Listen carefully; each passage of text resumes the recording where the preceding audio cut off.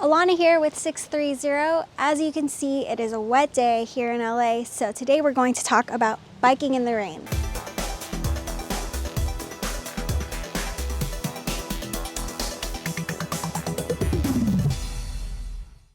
It only rains maybe once a year in LA, so when it started raining today, we knew we had to take advantage of this opportunity and get out with our bikes. But jokes aside, there are a few precautions you should take when it comes to biking in the rain. I know I'm probably not the most experienced because, like I said, it rarely rains here in LA, but I do know a few tips that may help you when it comes to taking your bike out for a ride. First, we'll cover how to dress for the rain, then how to prep your bike, followed by actually biking safely in wet weather, and then we'll talk about what you should do after riding in the rain.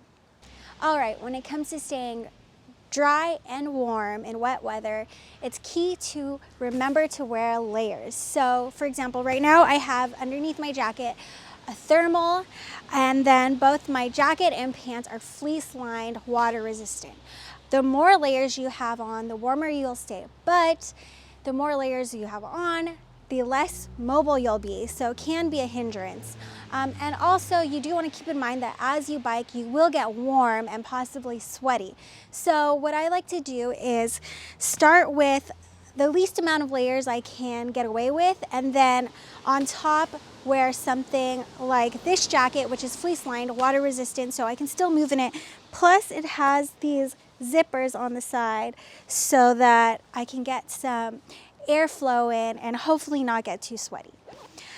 Another option, which is great, especially if you are biking to work or commuting at all, is a bike cape. So it's essentially a poncho that goes over almost your whole body, covering your hands as well. So that is a great option if you don't want to wear too many layers, or if you have to go somewhere after and your biking outfit is not what you want to wear out. Then you can just throw on a bike cape. They're pretty compact and you can get those on Amazon.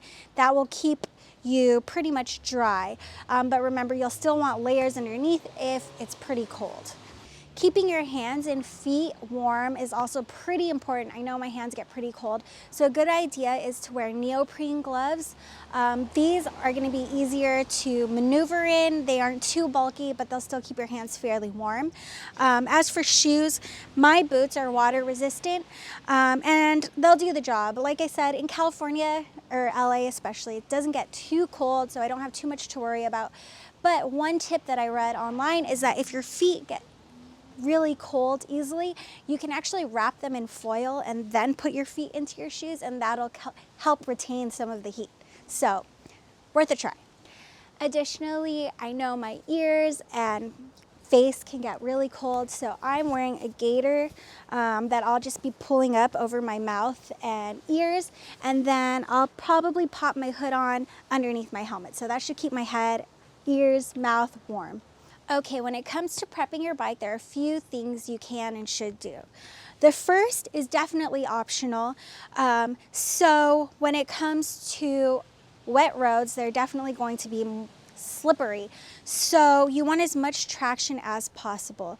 One thing you can do is let out a little bit of air from your tires. That means that you're gonna get a little more grip. It's gonna be a little harder to ride, but actually with our bikes, it's not essential because our tires are typically wider than a road bike tire.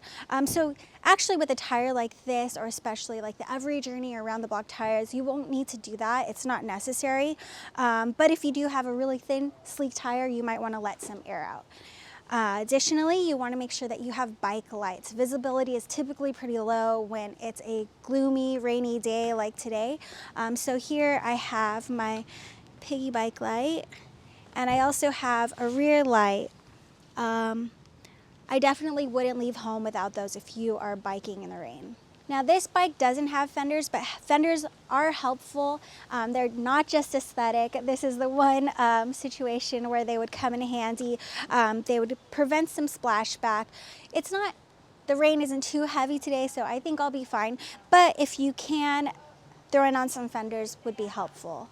It's also a good idea to bring along a spare tube, because what can be worse than being stuck in the rain with a flat tire and having to walk your bike to the nearest bike shop or back home.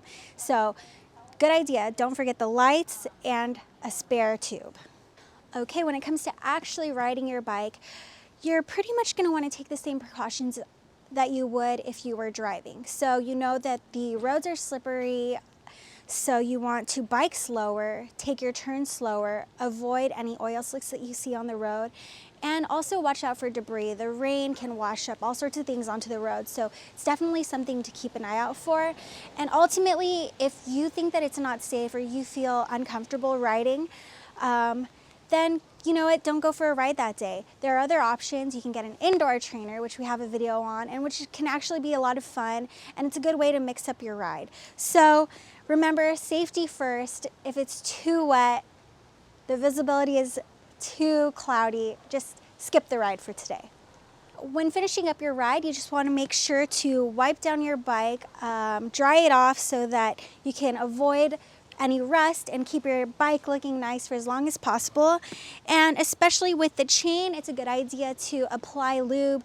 The water may have rinsed off some of the lube, so wait until your chain is dry and then apply lube before your next bike ride. And that will prolong the life of your chain, keep your bike looking good for as long as possible. So the rain is starting to come down a little more than before. I think it's a good time to test out all those tips, so let's go for a ride.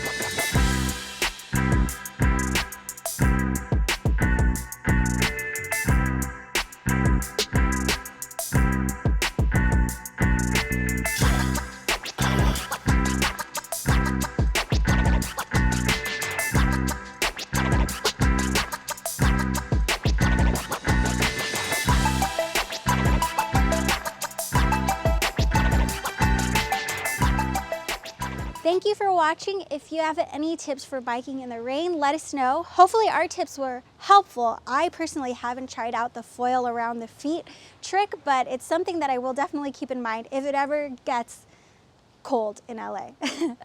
But thank you for watching. Don't forget to hit subscribe for more tips and tricks.